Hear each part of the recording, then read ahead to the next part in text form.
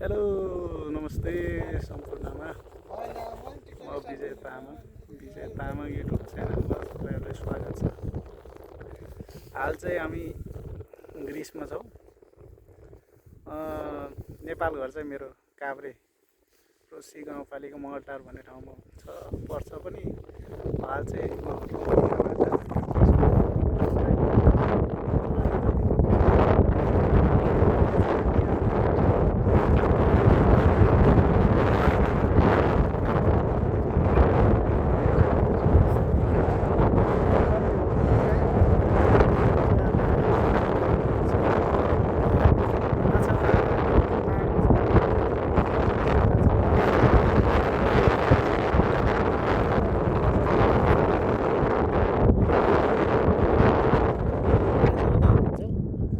यो चाहिँ ग्रिसको खेतीयोग्य जमिनहरू हो। हामी यसमै काम गर्छौँ। अब सोल्टीहरू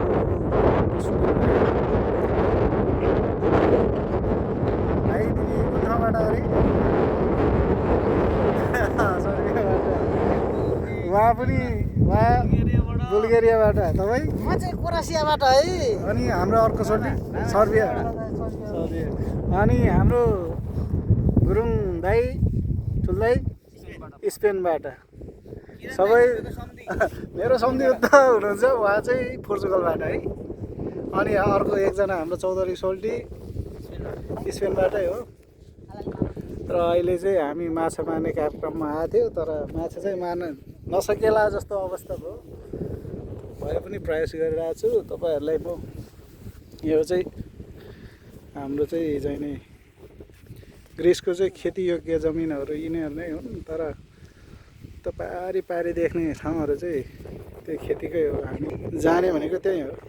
त्यो अङ्गुरको बुट्टाहरू हो। यता चाहिँ गुवाहरू छ। यता पुरै खेतीयोग्य जमिनहरू छ। म चाहिँ अहिले यताबाट आएको। हामी बस्नु चाहिँ त्यो गाउँमा हो। त्यो गाउँ सानो गाउँ छ यता, त्यहीँ बस्ने हो। यता यो सबै खेतीयोग्य जमिनहरू हो।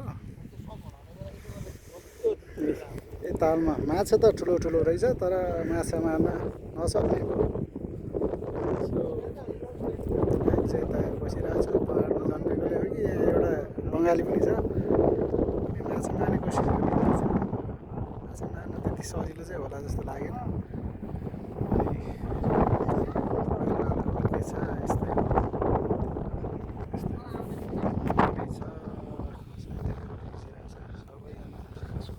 नेपालबाट यहाँसम्म आइएको छ। टाउकोभरि ऋण भएको कारणले गर्दा नेपाल फर्किनु पनि सकेको छैन।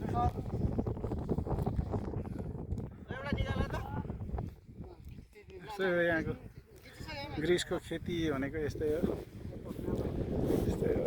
साथीहरू यस्तै छ। खेतीयोग्य जमिन भने यहाँ टापु छ, डाँडा हिउँले खाने। अनि यहाँबाट पनि पानीबाट बिजुली निकाल्छ यहाँले।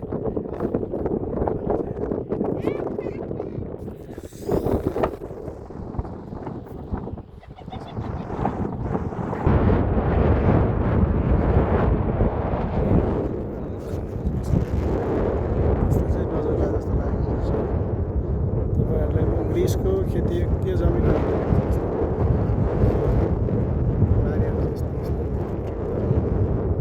खासैसम्म बारी चाहिँ यहाँ पनि नहुने रहेछ।